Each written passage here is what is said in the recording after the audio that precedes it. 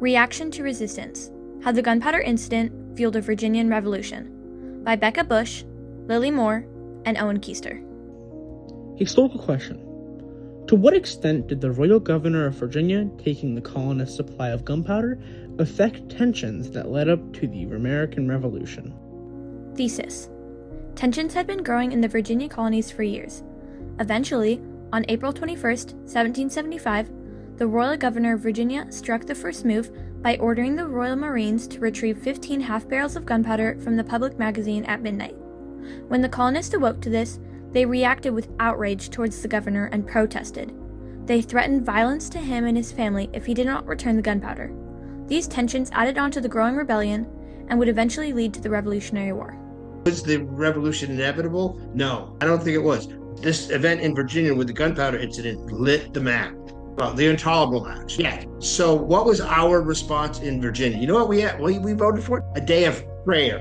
A day of prayer and fasting. That's it. That's all we did. That was our very first response. You know what he did? He was outraged that we would do that because that reflected poorly on the king. The House of Burgesses has no right to declare a day of fasting and prayer. That's my job, and I'm not going to do it. So he dissolved the parliament. What was the Powder Magazine? The Powder Magazine was an octagonal-shaped building originally built as such. It had clay roofing tiles and brick walls.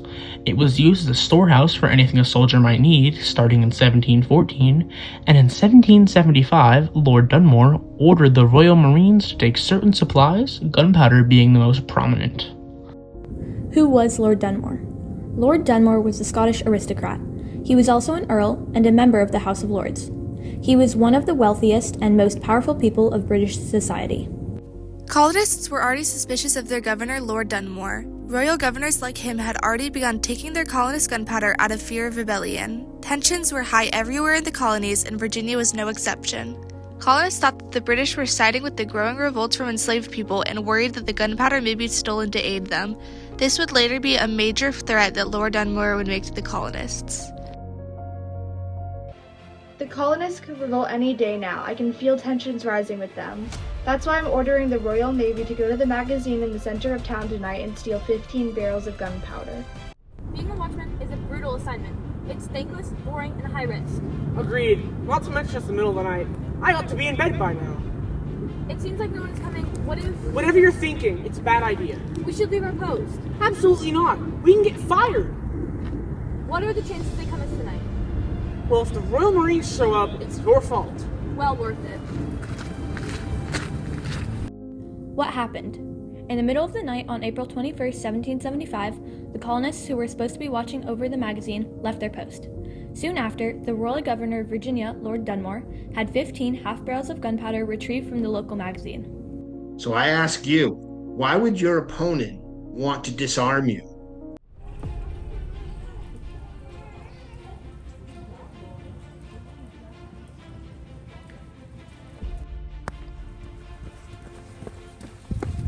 The gunpowder! It's all gone! The first step. When the colonists received word of what their governor had done, they were furious. However, they decided that in an attempt to restore their relationship with the governor, they would try and use non-violent tactics at first. An excerpt from Patrick Henry's speech showed that their efforts didn't end well.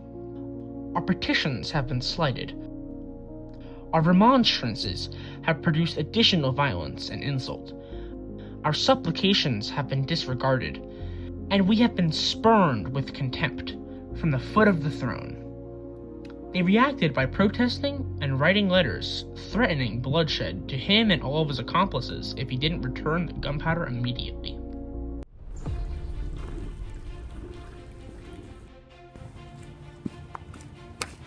What's our plan? We revolt and threaten the governor until he gives in to our demands. Excellent, we shall do both.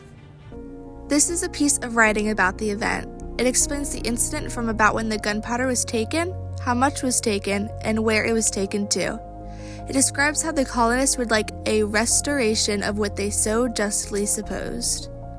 The second step, After the initial response from the colonists, Dunmore reacted by assuring them he had only taken the gunpowder for their safety. All around, Virginia enslaved people had been uprising, and he used that as an excuse for why he took the gunpowder. He said that if he had not taken it, the slaves would have taken it and used it to start a revolution, but the truth was he didn't trust the gunpowder to be within the colonists' possession. The third step. Colonial leaders met with Dunmore to talk. They explained that without the gunpowder, they felt vulnerable to attacks from enslaved people.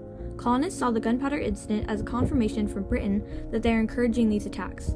In counter, Dunmore reacted by saying, "I had removed the power lest the Negroes might have seized upon it to a place of security, from whence I saw occasion I would at any time deliver it to the people."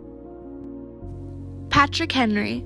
Patrick Henry was a revolutionist in the 1700s who was a main protagonist for the Patriots during the Revolutionary War. He made the speech, "Give me liberty or give me death." After Dunmore's departure, Patrick Henry was the first elected governor of Virginia. Soon after the gunpowder incident, Patrick Henry marched the militia of Hanover County towards Williamsburg before striking a deal with Dunmore for money instead. The fourth step. Crowds were satisfied enough with Dunmore's response, but tensions still remained. Dunmore later confirmed, though, to the House of Burgesses that if any British official was harmed, he would declare freedom to the slaves and reduce the city of Williamsburg to ashes. Later, Patrick Henry would publicly go against Dunmore and tell him to either return the gunpowder or pay them what was owed. Patrick Henry later accepted the 330 pounds that was owed, so Dunmore wouldn't follow through on his threat. The last step. The tensions would not go away, however. Dunmore says that threats continued to him and his wife and eventually drove them and their children out of the governor's palace. Eventually, on November 7th, Dunmore officially declared Virginia to be an official state of rebellion. He then followed through on his threat to free and arm enslaved Virginians. The aftermath. After Henry's militia departed and the money that was owed from the gunpowder was returned to the colonists, the royal government started to collapse. It began on June 8th when Dunmore led his family out of the palace and onto a nearby naval vessel called the Fowey. That's not said right.